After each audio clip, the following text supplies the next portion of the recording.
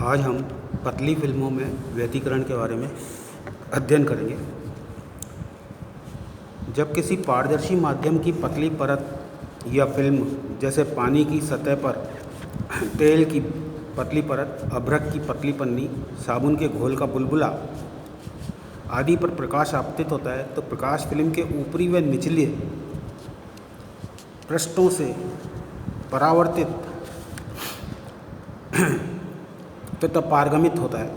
ये किरणें एक दूसरे पर अध्यारोपित होकर व्यतिकरण उत्पन्न करती हैं। साबुन के बुलबुले का रंगीन दिखाई देना, अभ्रक की पन्नी का रंगीन दिखाई देना, पानी की सतह पर तेल की परत, पतली परत का रंगीन दिखाई देना पतली फिल्म में व्यतिकरण की घटना के कारण होते हैं। माना समान मोटाई टी व अपवर्तनांक म्यू वाली पारदर्शी फिल्म पर अभिलंब से कोण आई बनाती हुई तरंगदैर्ध्य लैम्ब्डा की एक प्रकाश किरण SP1 दिशा में P1 पर आपतित होती है। जैसा कि ये चित्र में दिखाया है, SP1 आपतित हो रही है अभिलंब से कोण आई बनाया हुआ है इसने।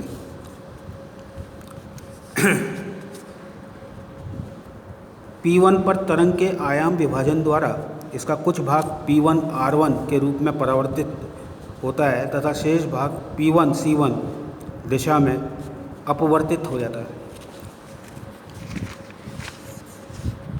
फिल्म की निचली सतह पर स्थित बिंदु C1 पर इसका कुछ भाग C1P2 दिशा में तथा शेष भाग परावर्तित तथा शेष भाग C1T1 पारगमित हो जाता है।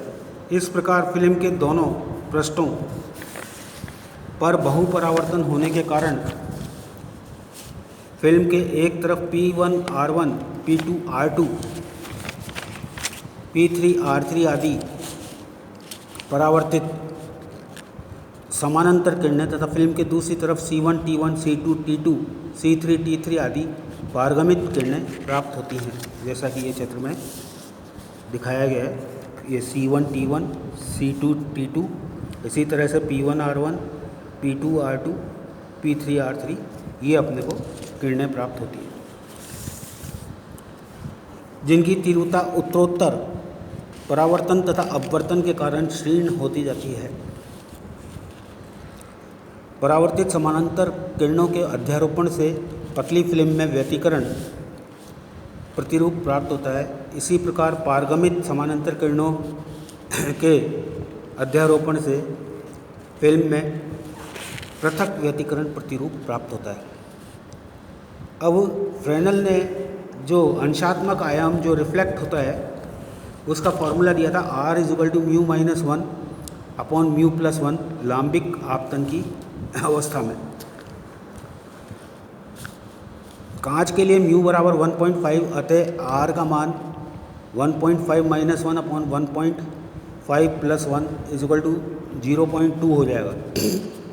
यदि पृष्ठ से पारगमित प्रकाश का अंशात्मक आयाम T हो तो ऊर्जा के संरक्षण से R² + T² = 1, जिससे T = √1 - R² = 1 - 0.4 = 0.98। अतः विभिन्न किरणों के आयाम होंगे। ये देखिए, ये A0 आयाम की किरण यहाँ पे गई, A1 आयाम रह गया इसका जब ये परावर्तित हुई, अपवर्तित होकर ये यहाँ गई और ट्रांसमिट होकर यहाँ गई तो इसका आयाम A2 रह गया। इसी तरह से ये वाली किरण यहाँ से परावर्तित हुई और यहाँ से पारगमित हुई तो इसका आयाम A3 रह गया। इसी तरह से ये A4 और ये A5 आयाम रह गया। तो A1 का मान, क्योंकि यहाँ पर एक ही बार रिफ्लेक्शन हुआ है तो A1 का मान हो जाएगा A0 × 0.2। इसी तरह से A2 का मान A0 × एक बार पारगमित हुई है, दो बार पारगमित हुई तो A0 × 0.98 का होल स्क्वायर हो जाएगा। इसी तरह से A3 का मान, A3 अपने को मिल रही है, एक बार पारगमित हुई, फिर अब परावर्तित हुई और फिर पारगमित हुई।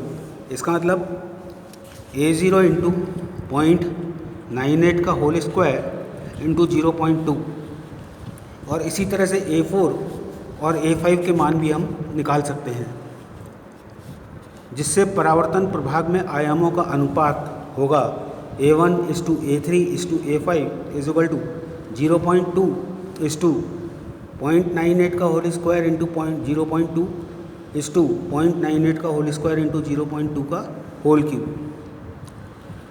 A1:A3:A5 का मान 1:0.98 होल स्क्वायर इस टू 0.98 होल स्क्वायर इंटू 0.02 का होल स्क्वायर हो जाएगा। इनमें प्रथम दो किरणों के आयाम लगभग बराबर हैं, व शेष के आयाम नगण्य हैं।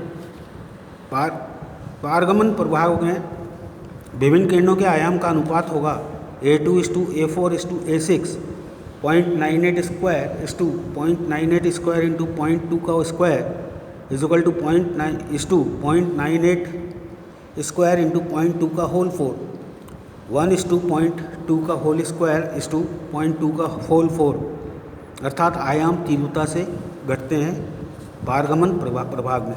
इस प्रकार परावर्तन प्रभाग में लगभग समान आयाम की प्रथम दो किरणों में व्यतिकरण प्रभावी होता है, जिससे व्यतिकरण प्रारूप बहुत स्पष्ट होता है। पारगमन में विपर्यास बहुत खराब होता है, क्योंकि आयामों में बहुत अधिक अंतर है पहली दो किरणों के, वह व्यतिकरण प्रारूप अस्पष्ट प्राप्त होता है।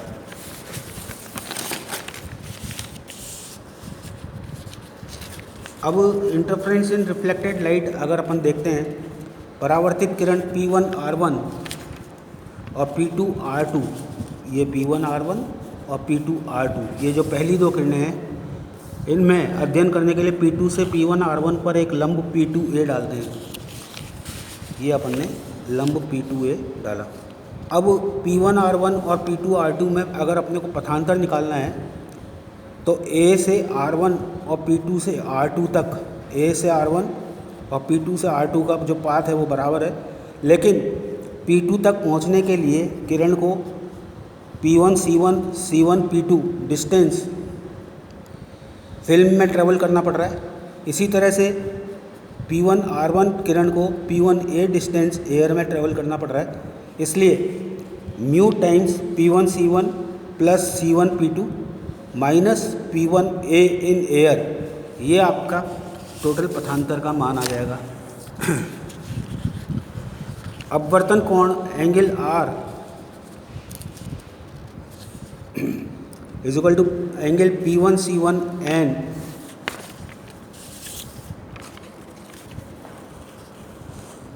Is equal to angle N C1 P2, but P1 C1 is equal to C1 P2 is equal to T/cos R है। इस ट्राइंगल से अपन निकाल सकते हैं, सिंपल ज्योमेट्री है। Therefore angle I plus angle A P1 P2 is equal to angle A P1 P2 plus angle P1 P2A is equal to 90 degree. Therefore I is equal to P1 P2A, P1A is equal to P1 P2 sine I is equal to P1N plus NP2 sine I। अगर अपन इसको solve करते जाए तो मेरे पास में जो last result आएगा वो आएगा 2 μt cos R, पथांतर का मान। स्टोक के नियम से जब प्रकाश किरण सघन माध्यम के पृष्ठ से परावर्तित होती है तो प्रकाश किरण की कला में पाई का परिवर्तन आ जाता है। किरण P2 R2 बिंदु C1 पर विरल माध्यम से परावर्तन के पश्चात प्राप्त होती है। अतः P1 R1 व P2 R2 परावर्तित प्रकाश किरणों के मध्य प्रभावी पथांतर 2 μt cos R माइनस λ/2 हो जाएगा। P1 R1 व P2 R2 परावर्तित प्रकाश किरण एक वर्णी स्रोत से आयाम विभाजन के द्वारा प्राप्त होती है, एते हुए कला सम्मत होती है तथा इनमें व्यतिकरण होता है। अब अपन संपोषी व्यतिकरण और विनाशी व्यतिकरण की कंडीशंस को नेक्स्ट टर्न पर देखेंगे।